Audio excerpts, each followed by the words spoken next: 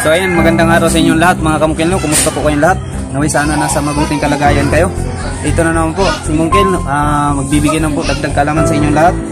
So ipapabot ni Mungkil ngayon sa inyo mga kamungkil na dagdag kalaman kung paano gumawa ng grills. Pero bago ang lahat mga kamungkil, intro muna tayo.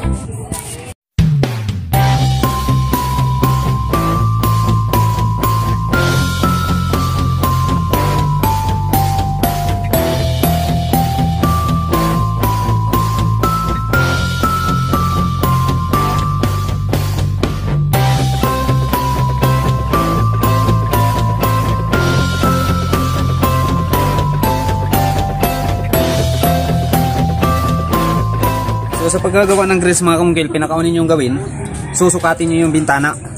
Tapos pag masukat niyo ng mga bintana, tulad ng ginawa ko mga kamungkil, ito sinukat ko na yung mga bintana dun sa bahay. Tapos bali 6 na bintana to. So yung gusto na may-ari na gagamitin na bakal, ito. So may nagawa na ako nito dito, bali 5 piraso na lang, isa na yung kulang, yung maliit na bintana yung gagawin natin. So yung gusto niyang bakal mga kamungkil is 1x1 square tube o tubular. Ito yung gusto niyang gamitin sa bahay niya. Tapos mga kamungkil, ipapakita ko na sa inyo ngayon kung paano magkanto nito na eskwalado siya. Tulad nito mga kamungkil, ganito. Although may na-upload na ako nitong isa, pero uulitin ko lang sa inyo ngayon mga kamungkil kasi hindi ko napakita doon kung paano talaga gumawa ng grills. So ganito lang yan mga kamungkil. Pag nakuha niyo yung sukat ng bintana na gaano siya kalaki, dito na kayo ngayon magtrabaho sa bakal natin. So ang kapal ng bakal na ginagamit natin mga kamungkil is 1.2. Yung price ko nito mga kamungkil, bali pakyawan to. Yung una nagkontrata dito sa kapatid ko 1.8 yung isang bintana. Libor material na, sa akin na yung materialis. Pero kinontrata ko siya ng 1.5 per isang bintana, sa akin na yung materialis. Nakapintura na siya lahat. So pati na pagkabit ako na rin. 1.5 yung kontrata ko nito, isang bintana. So yan lang mga kamungkil. Paggawa nito mga kamungkil, para makuha natin yung eskwala nito, ganito lang yan. Yung nakalagay na sukat dito, yung special na bintana niya, yung maliit, 70 cm by 160 cm. So uunahin ko pagsukat yung 70 cm. Pagsukat ng 70 cm mga kamungkil, ganyan lang. Unang-una, kantuhan nyo dito mga kamungkil, eskwala nyo. Ganito lang pagka-eskwala mga kamungkil, oh. Kung wala kayong eskwala na ano talaga, ruler. So ganyan lang, ilapit mo Queen. Lapit mo dito. Yan, kung napapansin nyo, may guhit yan. Diyan tayo magsusukat patungo 70 cm. So ganyan lang yung pagka-eskwala. Itapat nyo lang yung eskwala na naka 45 na ganyan. Guhitan nyo. Yan. Tapos dito na naman, pa-estrito dito. Bali, ito yung bikat niya mga kamungkil. So yan. Tapos ganyan na naman. Pa-straight lang yan mga kamungkil ha.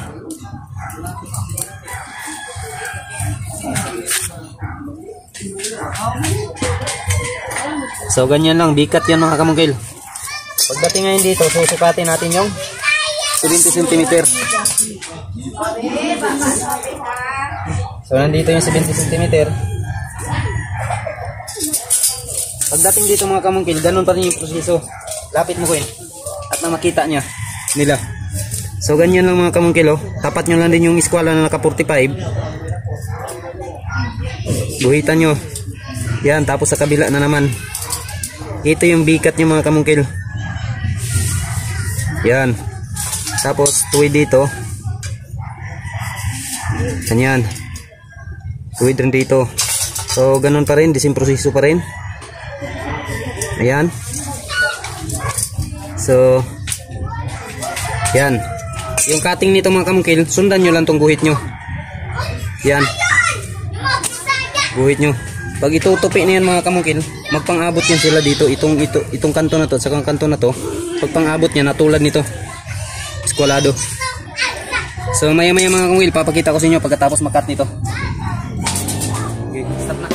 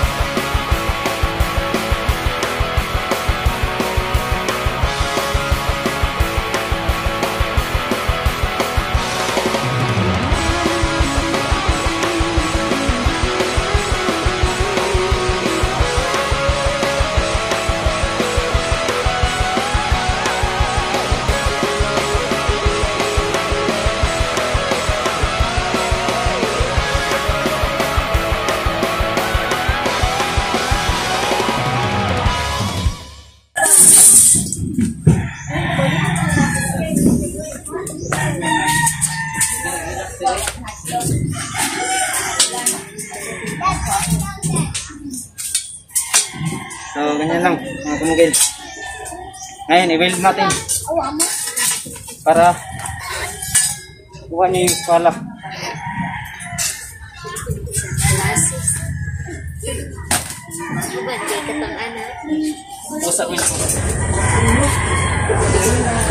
So ngayon mga kamungkil, kahit iniskwala natin ito pagsukat, pag i-fix natin to, kailangan, lapit mo pa kailangan siguraduhin natin, iskwalahin pa rin natin dito bago natin i-weld.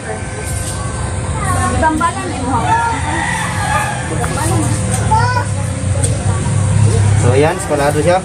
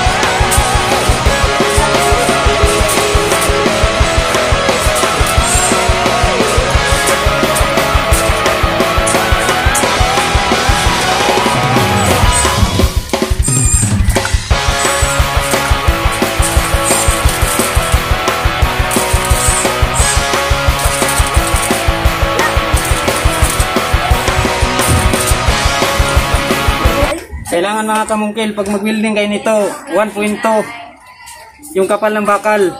Ang gagamitin yung rod natin, kailangan nasa 2 mm siya.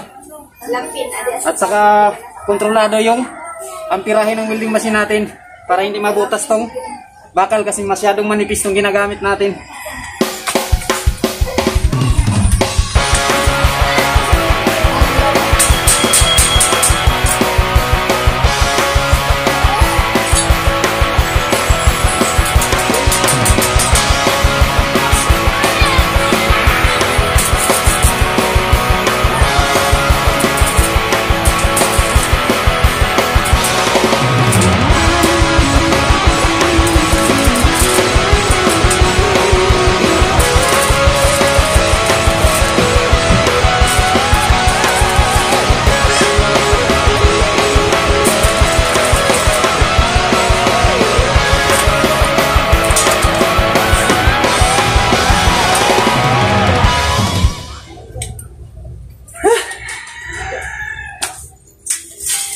So ito na siya mga kamungkil. Ganyan lang. So bukas na naman mga kamungkil kasi gabi na. Bukas na natin ito tatapusin.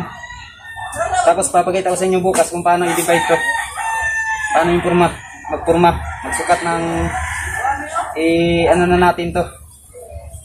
Parang lagyan na natin siya ng partition. So yan lang mga kamungkil, no? At sa mga bago pa lang pala sa akin channel, huwag kalimutang mag-subscribe, i-like ang video pag nagustuhan, at pindutin na din ang notification bell na makikita sa inyong cellphone screen mga kamungkil. Para kung halimbawa may bago akong video na i-upload, kayo po ang uunang ma-update sa aking mga video. Once again, Mongkel and the vlog.